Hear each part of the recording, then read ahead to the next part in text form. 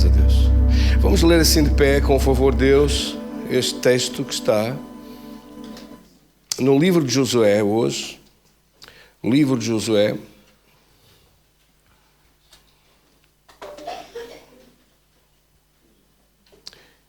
No capítulo 1, versículo 1 diz a palavra de Deus: sucedeu depois da morte de Moisés, servo do Senhor, que Deus falou a Josué, filho de Nun, servo de Moisés, dizendo,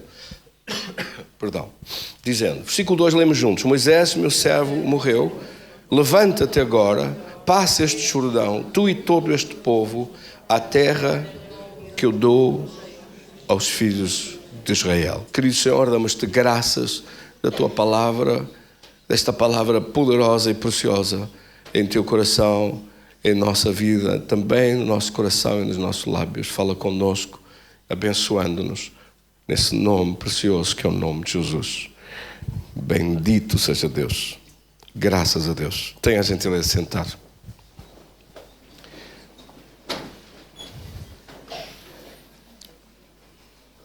No domingo passado, falando acerca da Páscoa e pães asmos, nós falamos sobre quais as razões para celebrar. Será que como filhos de Deus temos razões para celebrar? Teremos razões para celebrar na presença de Deus. Mas hoje nós falamos sobre avançar mais para a frente dentro deste caminho da vitória e da glória de Deus, da diferença entre aqueles que entram no melhor de Deus e recebem o melhor de Deus e aqueles que ficam prostrados no deserto e morrem, não chegando a receber o melhor que Deus tinha. Será culpa de Deus? Será culpa dos gigantes, das muralhas? Será culpa dos problemas? Será culpa das dificuldades que se enfrentam, que são maiores que outras? Porquê? Qual a razão de uns entrarem e outros não entrarem? Qual a razão de uns receberem os milagres de Deus e outros não receberem? Qual a razão de uns entrarem e experimentarem o melhor que Deus tem para a sua vida e outros ficarem à margem, sentarem-se no chão, lamentarem-se dos problemas que surgiram, das coisas que apareceram pelo caminho? Muitas vezes, como eu costumo dizer, nós não somos aquilo que a Bíblia nos ensina, é isso que eu digo, nós não somos derrotados pelos problemas que surgem na nossa vida, nós somos derrotados pela nossa maneira de como os enfrentamos e de como reagimos a eles. Não são os problemas da vida que derrotam as pessoas, é a forma como as pessoas os enfrentam, a forma como reagem diante das adversidades e os problemas. Há aqueles que reagem diante das adversidades como David, que disse: colocas uma mesa com abundância na presença da minha adversidade. Unges a minha cabeça com óleo e o meu cálice transborda. Certamente que a bondade e a misericórdia do Senhor me seguirão todos os dias da minha vida e habitarei na casa do Senhor por longos dias. Salmo 23, versículo 5 e 6. Mas há aqueles que ficam sentados na berma do caminho, a chorar e a lamentar-se, como em Números no capítulo 14, versículo 1 e 2, onde o povo se levantou de madrugada e chorou, e toda aquela noite choraram, toda aquela noite gritaram de desespero. Quer dizer que se levantaram uns para gritar, outros nem dormiram a gritar, outros ficaram num alvoroço completo, pedindo que queriam ir para trás, que já não queriam mais nada, para que o Senhor nos tinha trazido até aquele ponto para agora acontecer aquele mal que eles tanto receavam, mas que afinal desabou sobre a sua fé, inutilizou a sua fé e fez vir ao de cima toda a incredulidade que estava nos seus corações. No entanto, estes que falaram e disseram: os nossos filhos vieram para aqui para morrer neste deserto, esses entraram. Entraram não com Moisés a conduzi-los, mas com Josué a conduzi-los. Entraram no melhor de Deus. Entraram nas bênçãos de Deus. Como eu disse, não é que os outros que ficaram prostrados no deserto, que em vez de ser curados morreram, que em vez de receber o melhor perderam, que em vez de ser vencedores foram derrotados. Não quer dizer que esses que sofreram, que passaram por ruas da amargura pela sua vida fora e que nunca experimentaram nada da vitória e do melhor que Deus tinha para eles, não quer dizer que eles que não entraram na glória de Deus e que não estão no paraíso de Deus. Eram filhos de Deus, foram recebidos como filhos de Deus. Amém? Mas aqui, enquanto aqui viveram, não deram testemunho do melhor. Não viveram o melhor, não experimentaram o melhor, nunca entraram no melhor de Deus, nunca chegaram a alcançar o resultado dos seus sonhos, dos seus desejos de coração e de tudo o que Deus tinha para eles. Nunca chegaram a experimentar o melhor sobre esta terra que Deus lhes tinha prometido. Ficaram-se pelo menos bom, ficaram-se pelo sofrível, ficaram-se por uma vida medíocre diante de Deus, diante das possibilidades que eram tão grandes, ficaram por muito menos, receberam muito menos de tudo o que Deus tinha para eles. E é sobre isso que tratamos quando falamos sobre fé. A fé em Deus é uma fé firme, estável, segura. A fé na salvação é uma fé de vida eterna, que não depende de ocorrências ou de outras sequências problemáticas da vida de ninguém. Não define, não é por isso que a salvação e a vida eterna é definida. Mas o nosso testemunho de vitória com Deus, esse sim, é definido através de uma fé poderosa e vigorosa que faz com que possamos entrar no melhor de Deus na nossa vida. É pela fé que se vence neste mundo em que nós estamos. Esta é a vitória que vence o mundo, a nossa fé. É a vitória da certeza da fé daquele que é maior e que está em nós, que é maior do que aquele que está no mundo, do poder de Deus que está em nós. 1 João 5,4 e 1 João 4,4, quando fala sobre a fé que é maior, sobre o poder de Deus que nos faz vencer e triunfar, sendo o meio através do qual nós vencemos e chegamos ao melhor de Deus. Amém? Bendito seja Deus. Qual a diferença, portanto, entre esta geração velha e esta geração nova? Deus veio para que tudo fosse novo, para que tudo se fizesse novo, para que, como novas criaturas, todas as coisas fossem novas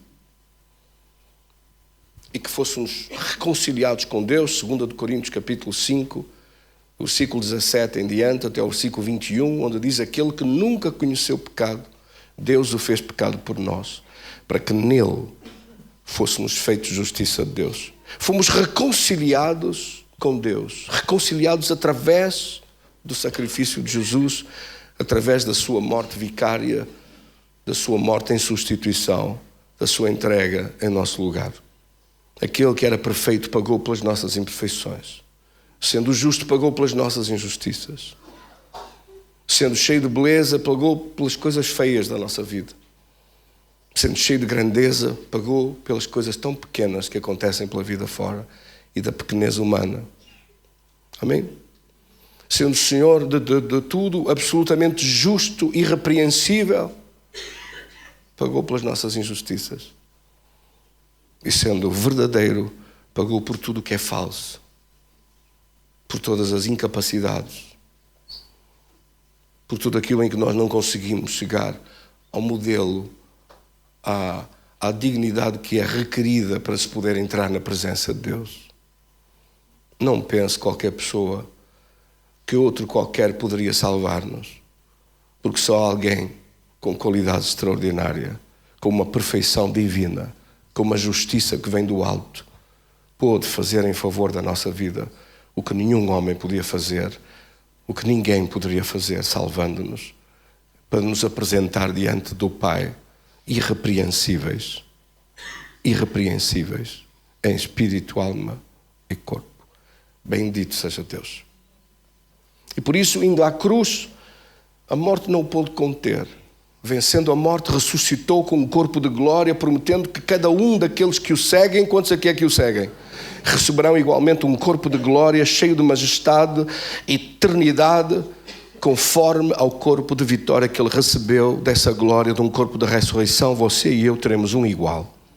Porque não fomos feitos e criados por Deus para morrer, mas fomos feitos à imagem e semelhança de Deus para viver para sempre. O mundo não acabou, a vida não acabou, a história não acabou. Há muito mais vida para além daquilo que se vê. E há muito mais realidade da glória de Deus para além daquilo que nós podemos sentir. E muitas vezes o que sentimos está tão longe dessa glória que desejamos alcançar em Cristo e que nos foi garantida pela sua promessa, em nome de Jesus. Entretanto, aqui enfrentamos as coisas para realizar os planos de Deus. E somos testemunhas de Jesus. No mundo onde muitos são testemunhas de Maomé, testemunhas falsas de Jeová, testemunhas de Allan Kardec, testemunhas de Umbanda, de Quimbanda, de Xiribanda, de qualquer coisa que anda para aí, testemunhas de qualquer coisa, testemunhas de santos, testemunhas que defendem a causa e que promovem e que evangelizam a favor da Santa Eulália, do São Pancrácio, do São Teodoro, dos seus aflitos, de qualquer altar, de qualquer coisa. Os filhos de Deus somos chamados para ser testemunhas de Cristo. Porquê? Porque só Ele veio de cima perfeito, capaz de nos salvar e livrar das garras do reino das trevas. Colossenses 1,13, de que Ele nos tirou do império das trevas e nos transportou para o seu reino, nos colocou no seu reino. E por isso, cada vez que nos reunimos e aclamamos diante da presença de Deus, ouve-se a aclamação ao Rei. Os louvores que cantamos são para aclamar o Rei. Os nossos louvores e gratidão são para Ele. Aquilo que ofertamos de coração para Ele, para a sua obra e para o seu nome seja conhecido e seja levado aos quatro cantos dessa terra, em nome de Jesus, e que toda a mentira de Satanás seja arrancada pela raiz e desapareça à frente de um mundo que precisa da luz do Evangelho, porque está mergulhado em trevas e trevas profundas. Ouviu-se o clamor de uma grande luz que resplandeceu.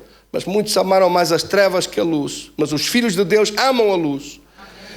E juntam-se para celebrar na presença de Deus, na igreja que é a assembleia dos eleitos, dos filhos de Deus, daqueles que se reúnem para louvar ao Senhor e o servir de coração. Não há nada que se assemelhe à igreja de Cristo sobre essa terra.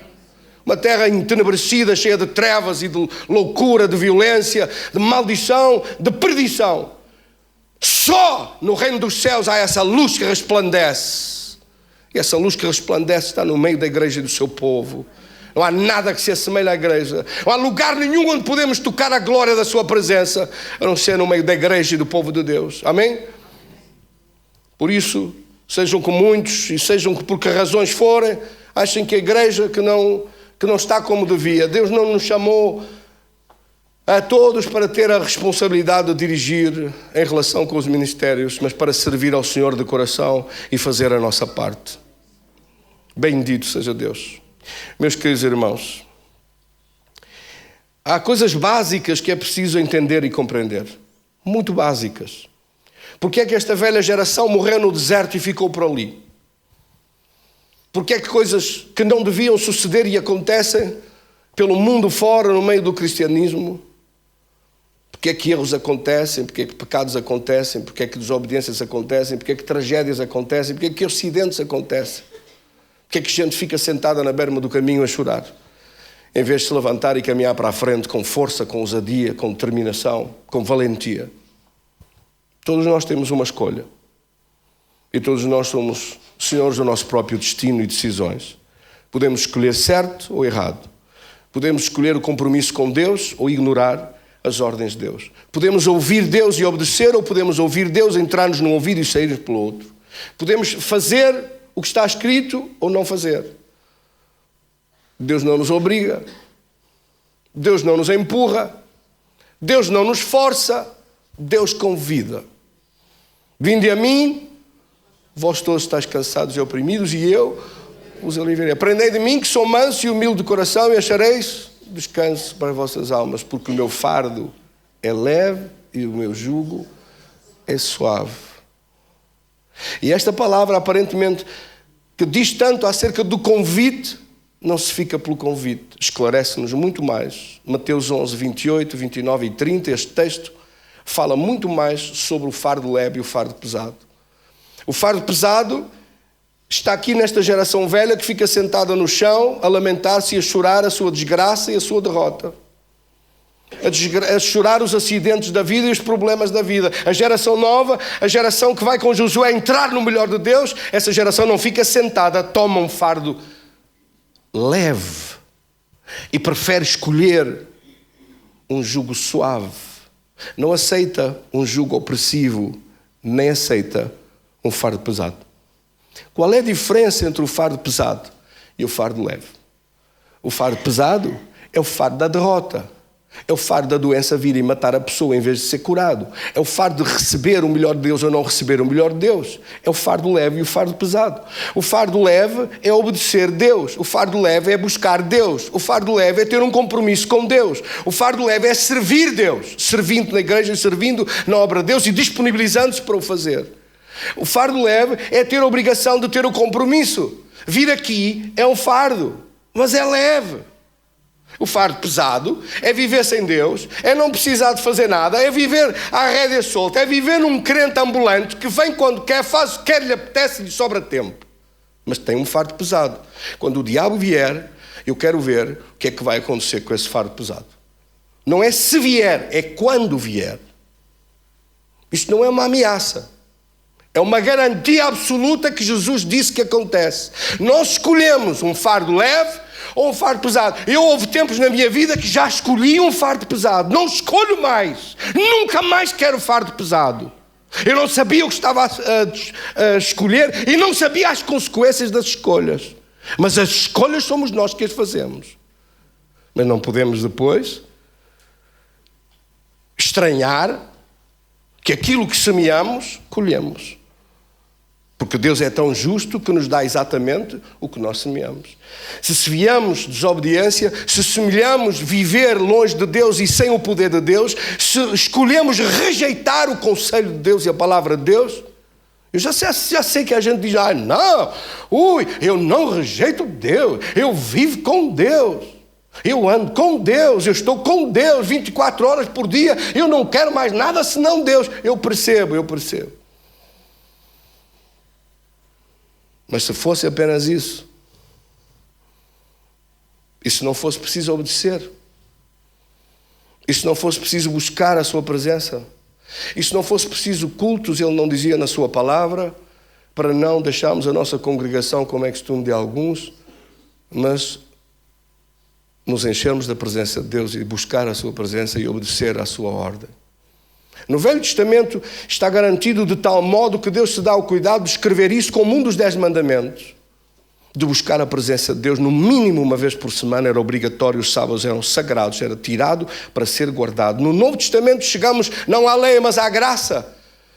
Alguns pensam que a graça é menos exigente que a lei, pois desengane-se, a graça é muito mais exigente que a lei. Porque na graça supõe-se que a pessoa que era criança e era dominado pela lei, cresceu.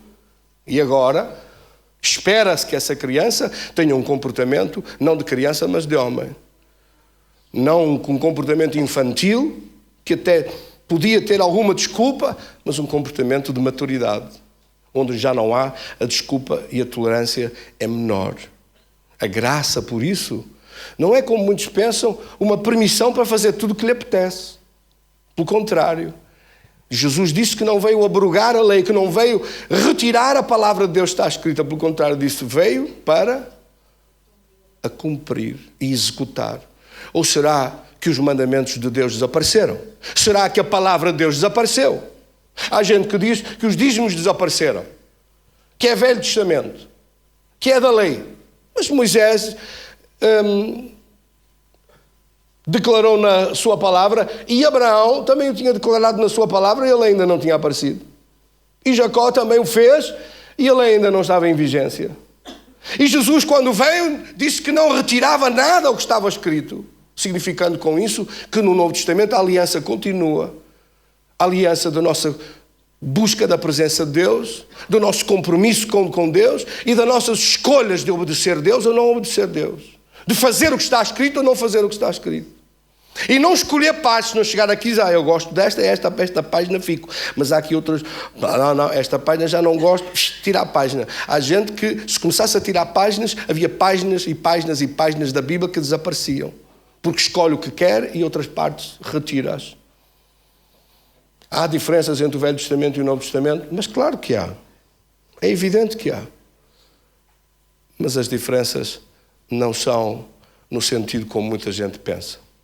São no sentido principal de uma maior obediência de coração e de começar as coisas a um nível muito mais profundo na nossa vida.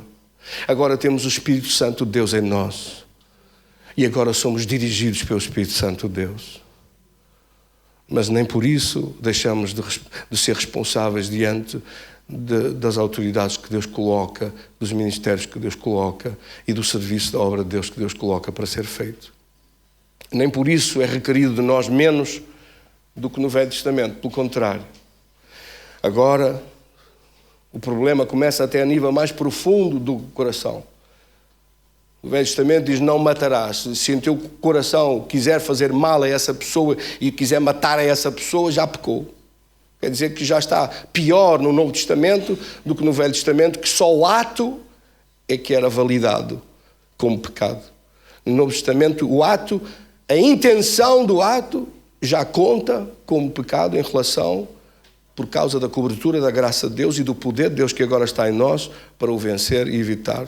Assim que a dependência da presença de Deus e do poder de Deus no Novo Testamento é requerida a um grau e a uma profundidade muito maior do que no Velho Testamento.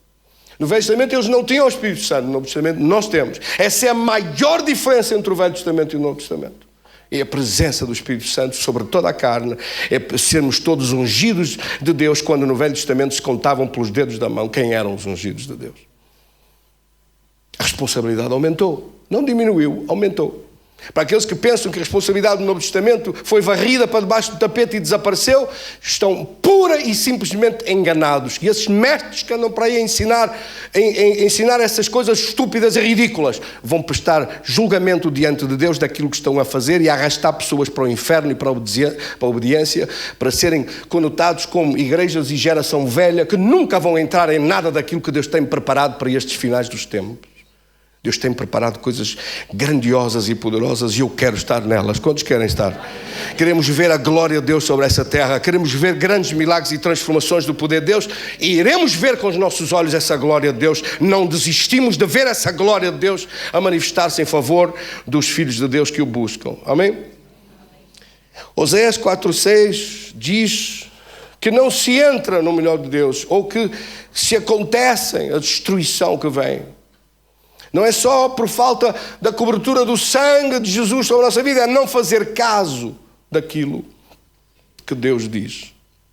Oséias 4:6 diz isso, diz: o meu povo foi destruído porque lhe faltou conhecimento. Conhecimento de quê? Conhecimento acerca de coisas básicas e fundamentais. Conhecimento de que nós não fomos feitos para viver sem Deus. Não fomos feitos para viver sem a presença de Deus. Não fomos feitos para viver sem depender de Deus, de ouvir suas instruções, de obedecer à sua voz, de fazer a sua vontade.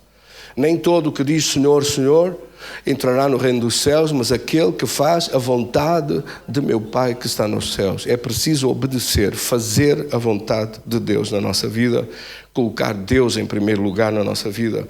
É disso que falam as primícias. É disso que falam os pães ázimos, é disso que fala a Páscoa, de Deus colocar tudo nas nossas mãos, entregando tudo e esperando de nós tudo. Amém?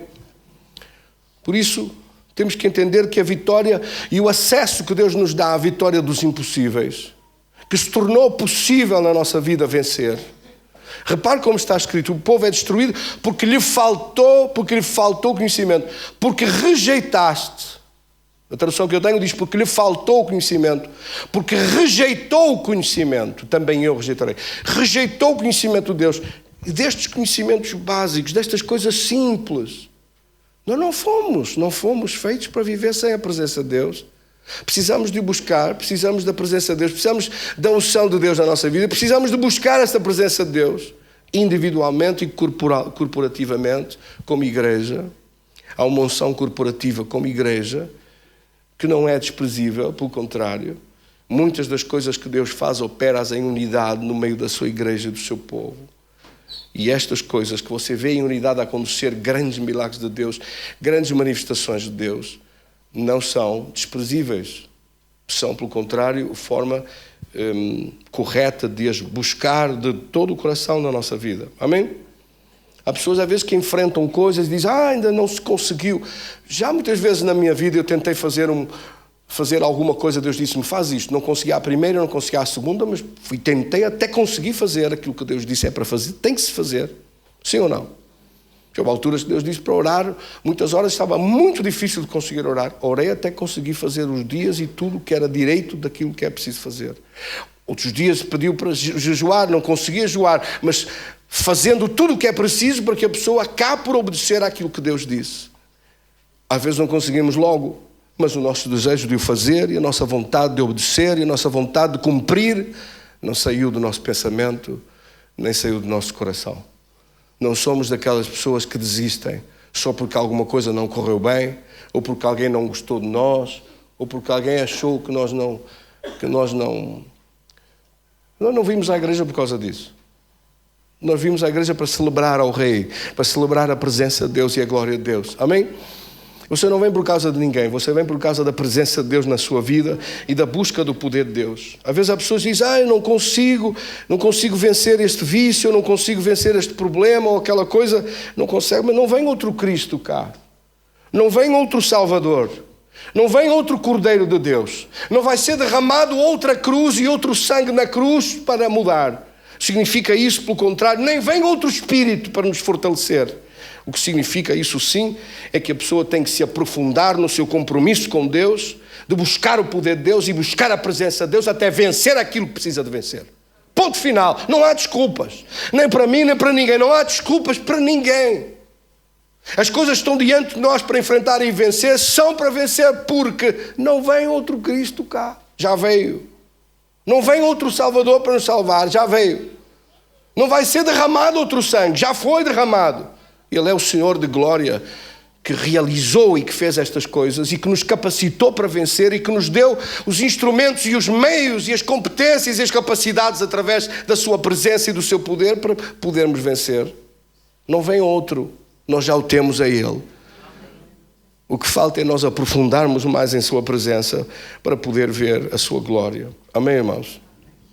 Porque é que não conseguiram vencer a geração velha?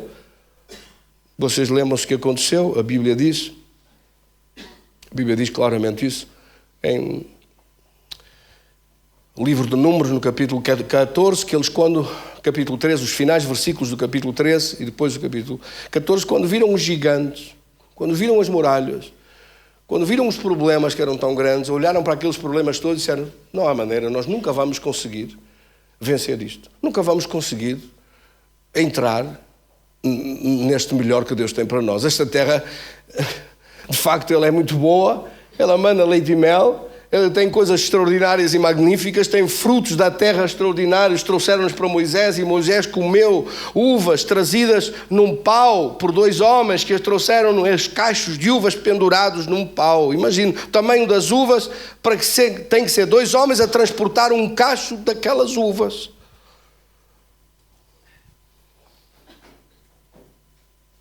Mas, diga comigo, mas tem gigantes, e há muralhas, e cidades muralhadas, e exércitos poderosos, e nós nunca vamos conseguir vencer aquilo. Então, atiraram-se para o chão a chorar. Deus tinha dito que conseguiam, mas o problema era muito alto, o problema era grande, mas Deus disse que venciam. Mas eles disseram que não conseguiam vencer, preferiram escolher acreditar que não podiam.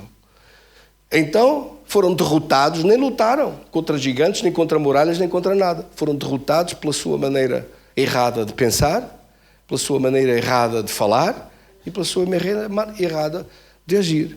Sentaram-se no chão a lamentar-se e nunca enfrentaram nada. Não avançaram para enfrentar nada. Nem se atreveram a enfrentar coisa nenhuma. A sua unidade com Deus desapareceu. Quiseram arranjar alguém para os guiar para trás para ir outra vez para o Egito. Imagine, depois de tudo que tinha acontecido, depois do mar se abrir, depois de tudo o que Deus tinha feito, depois da morte do faraó e dos capitães no mar vermelho que se abriu e se fechou sobre eles, queriam voltar para trás e voltar um caminho de regresso àquela escravidão em que tinham estado durante aqueles 400 anos. De facto, a maioria do povo naquela noite fez isso. E por causa dessa grande maioria, de terem sido inflamados por outros, contaminados por outros, de estarem contaminados pelo negativismo, contaminados por não acreditar, contaminados pela desconfiança, contaminados pela incredulidade, sentaram-se no chão a lamentarem-se e aceitaram a derrota e disseram que não era possível, que ficaria assim tudo derrotado, sem entrar no melhor que Deus tinha para eles. Amém? Deus tinha para eles o melhor, mas não receberam o melhor de Deus. Mas a outra geração nova, esses entraram. O que nós lemos nesta palavra é que Deus disse para Josué várias vezes: esforça-te e tem muito bom ânimo. Versículo 6, capítulo 1 de Josué, versículo 6. Esforça-te e tem muito bom ânimo. Repara, até o versículo 5 começa assim: ninguém te poderá resistir. Portanto, não há gigantes, nem há muralhas, nem há nada que possa resistir, porque eu, Deus, vou contigo, vou convosco para a frente.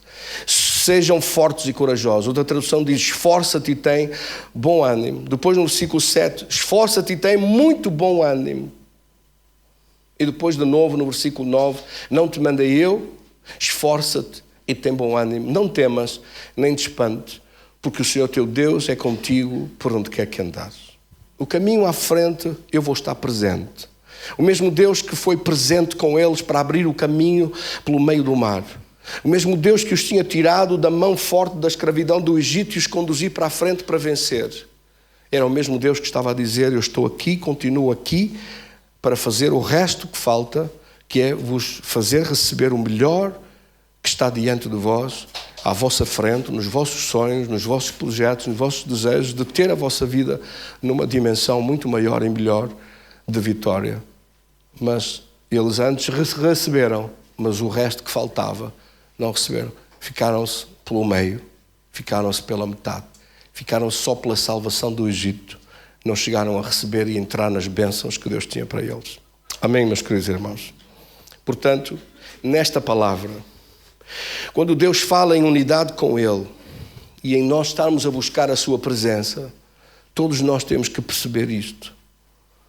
Nós podemos fazê-lo por causa da promessa de Deus na nossa vida e por causa da busca da presença de Deus na nossa vida. Como eu dizia antes, por causa da nossa escolha de um fardo leve e de um jugo suave, que é buscar a sua presença. Se eu buscar a presença de Deus, se eu buscar obedecer, se eu escolher fazer o que Deus quer, eu vou caminhar na presença de Deus e essa cobertura do sangue de Jesus vai estar sobre a minha vida. O destruidor não vai poder entrar. Pode entrar ao lado e cairão 1000 ao teu lado, 10.000 à tua direita, mas tu não serás ali estará a cobertura do sangue de Jesus. Mas quem faz essa escolha somos nós, somos filhos de Deus. E há pessoas que dizem: mas as igrejas... Há muita gente a falar mal sobre as igrejas. É uma coisa lamentável de se ouvir, quando não há nenhum lugar que se assemelhe à igreja a resplandecer sobre essa terra. Mas os crentes não são perfeitos, os pastores também não, e toda a gente não. Nem as pessoas que criticam devem ser os mais imperfeitos também. Mas eu gostava que você percebesse o que a palavra de Deus diz sobre isso. Quando o povo de Israel saiu do Egito e passou por Moab, se houver em nosso coração uma vontade firme e decidida de caminhar com Deus, Deus tem misericórdia de nós. E Deus é capaz, o mesmo sangue de Jesus que lava o pecado deste, também lava o pecado daquele e também lava o seu. É o mesmo sangue que lavou o de todos, para podermos estar diante de Deus. Quando aquele povo saiu do Egito, o sangue dos cordeiros era simbólico, mas valeu como o sangue de Cristo, como o sangue do Cordeiro de Deus que tirou o pecado do mundo.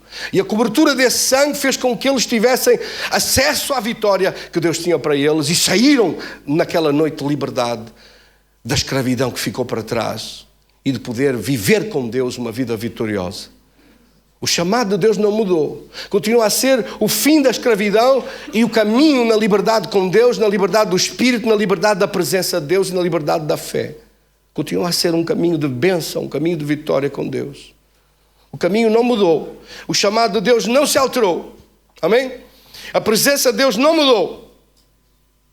Nesta escritura que fala de quando o povo de Israel, saído do Egito, passou por Moab, a Bíblia diz no livro de Números, no capítulo 24, versículo 5. Ora, leia comigo. Também o versículo 6 e o versículo 7 são muito preciosos, mas vamos começar pelo versículo 5. Números, capítulo 24. No versículo 5, quando Balaão, que foi chamado pelo rei de Moab para amaldiçoar o povo de Israel. Porque os moabitas tinham não só ódio contra eles, mas medo. deles. Eles tinham ouvido falar o que Deus deles, o Deus de Israel, tinha feito. O Deus Criador dos céus e da terra tinha feito coisas prodigiosas por eles. Tinha acabado de derrotar o exército do faraó, por amor de Deus. Era o maior exército sobre a terra e não pôde enfrentar aquele Deus que era o Deus de Israel. Ainda estava muito fresco na memória deles, chamaram-lhe o Deus de Jacó. É a mesma coisa. O Deus de Israel. O Deus de Israel é o nosso Deus. É o Deus Criador dos céus e da terra. É o único Deus. Não há mais Deus a não ser Ele. Amém? E quando Balaão foi comprado com grande quantidade de ouro e prata e de coisas preciosas, e foi comprado para os amaldiçoar, ele bem que tentou. Mas quando quis fazer, Deus não lhe permitiu. Está aqui escrito em Números, é delicioso de ler isto. No versículo 5 diz: como resplandecem as tuas tendas, ó Jacó. Numa visão, de repente, ele olha e vê as tendas, o acampamento das tendas do povo de Deus que resplandeciam. Como resplandecem as tuas tendas, ó Jacó. As tuas moradas, como resplandecem, ó Israel. Como é que diz esta tradução aqui? Quão formosas são as tuas tendas, ó Jacó, as tuas moradas, ó Israel. Formosas as tendas, formosas as moradas no meio do deserto cheio de pó. Quem olhasse com os olhos naturais, olhava para aquilo e via uma poeira, tudo cheio de pó, de umas tendas montadas, com uns remendos nas tendas, com gente que saiu à pressa, que tinha umas tendas todas tortas e mal feitas, mas Deus olhava de cima com os olhos de Deus, na cobertura do sangue que tinha sido derramado por eles, e aquelas tendas resplandeciam. Quando ele olhou com os olhos de Deus, ele viu como as tendas resplandeciam. Sabe o que é que falta a muita gente? Olhar com os olhos de Deus e parar de olhar com os olhos carnais, parar de olhar com os olhos cheios de carne, cheios de vício, de contenda, de crítica, de maledicência, de maldição lançada sobre outros, e olhar com os olhos espirituais, os olhos do Espírito de Deus.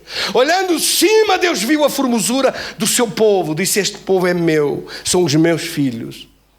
Não, eram melhores os muçulmanos e as mesquitas. Eram melhores os arecrisnas e os outros a correr de um lado para o outro com uma galinha sem pescoço que não vê nada. Era melhor o erro e as trevas e a desgraça que existe pelo mundo fora do que o povo que tem um Deus poderoso e maravilhoso que foi capaz de vir aqui e dar a sua vida por nós. Esse é o povo de Deus e esse sangue que nos comprou é um sangue que nos faz resplandecer diante da presença de Deus. Somos perfeitos? Não, não somos. Mas somos aqueles que resplandecem sobre esta terra. Deus continua a olhar de cima e a ver um povo que resplandece da sua glória. Por isso o diabo foge de nós, e por isso desaparece a doença, e por isso somos mais que vencedores em Cristo, e por isso, venha o que vier, está o diabo debaixo dos nossos pés e não há nada que nos pare. Glória a Deus.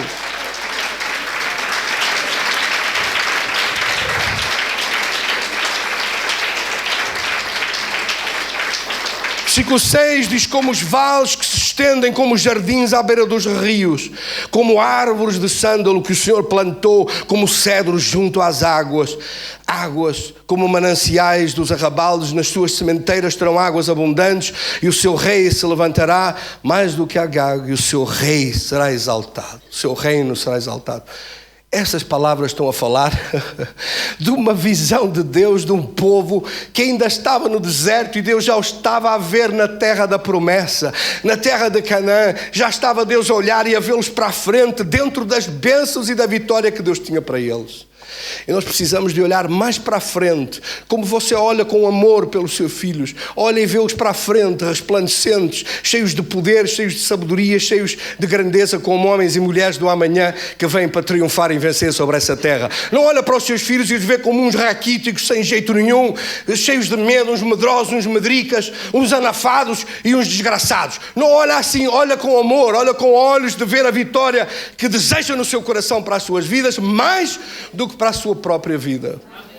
Assim Deus olha para os seus filhos. Assim Deus olha sobre a igreja. Assim Deus olha sobre o povo de Deus. Assim Deus olha sobre esta terra, até porque, sejamos claros, Deus não tem outros sobre esta terra para fazer a sua obra, a não ser aqueles que colocam a sua vida à disposição para o servir e para o seguir. Amém? Qual é a diferença da geração velha? Ficam derrotados, sentados no caminho, a pensar mal, a falar mal e a agir mal, com medo de tudo com inseguranças de tudo, sem confiar em nada, nem em Deus, nem em ninguém, nem nos outros, nem em si próprios. Qual é a diferença com a geração nova? É uma geração que se esforça com bom ânimo, com força, com tenacidade, com valentia, com capacidade de enfrentar e levantar-se mesmo quando custa e enfrentar tudo para triunfar e vencer segundo aquilo que Deus nos chamou para fazer. Amém? Não temos medo de nada. Fazemos e obedecemos aquilo que Deus nos manda a fazer para vencer. Somos dirigidos e queremos ser dirigidos por Ele apenas.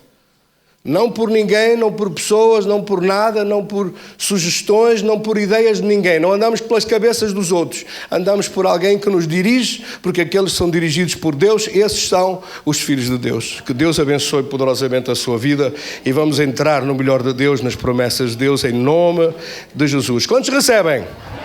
Amém? Amém. Damos um aplauso para este Senhor maravilhoso.